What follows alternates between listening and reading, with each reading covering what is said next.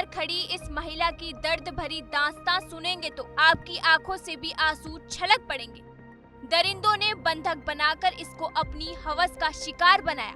विरोध किया तो नशीला पदार्थ पिलाकर उसे नहर किनारे ले गए और हैवानियत की सारी हदें पार कर दी। ये घिनौनी और इंसानियत को शर्मसार कर देने वाली वारदात यूपी के फतेहपुर की है, जहां दलित महिला से गैंगरेप किया गया। महिला के मुताबिक वो सोमवार की सुबह मवेशियों के लिए चारा लेने जंगल गई थी। तभी उसके पड़ोस के रहने वाले 2 लड़कों ने उसे दबोचकर बंधक बना लिया। जब महिला ने विरोध किया तो उसका हाथ पकड़कर तोड़ दिया। फिर उसे नशीला पदार्थ पिलाकर नहर किनारे ले गए, जहां दोनों ने कई घंटों तक बारी बारी से रेप किया। आरोपी वारदात को अंजाम देकर मौके से भाग निकले।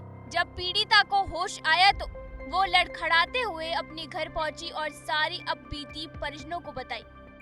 हमारे साथ बलात्कार हुआ। सुबह गए थे चारा लेने 9 बजे, वहाँ खड़े थे रास्ते में।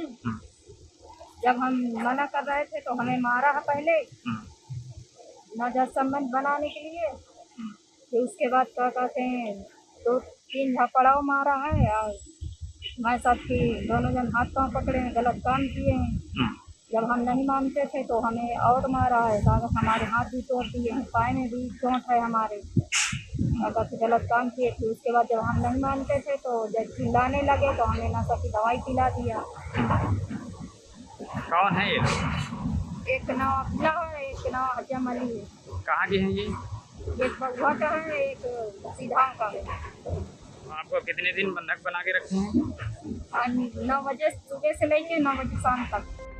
आरोप है कि पीड़ित महिला को लेकर परिजन स्थानीय चौकी गए, जहां पुलिस ने उन्हें भगा दिया। जब इस मामले की जानकारी अनुसूचित जनजाति के जिला अध्यक्ष को लगी तो उन्होंने थाने पहुंचकर नाराजगी जताई और दोषियों के खिलाफ मुकदमा दर्ज करवाया। इसके साथ में दुष्कर्म किए हैं और ये भी कहते थे कि जहाँ जाना हो जाओ, कोई हमारा फरियाद दर्ज नहीं होगा। जिसको लेकर हमें सूचना मिलती है गलौली थाना के लिए, गलौली थाना जाकर उस महिला का फरियाद दर्ज हुआ और शासन प्रशासन ने हमें आशा दिया है कि पूर्ण रूप से कार्रवाई इसकी जारी करेंगे। जो दोषी होगा उसको सजा मिलेगी सरकार की तरफ से। वहीं फतेहपुर एसपी ने आरोपियों की गिरफ्तारी का दावा किया है। उन्होंने इस मामले में क्या कुछ कहा, सुनिए।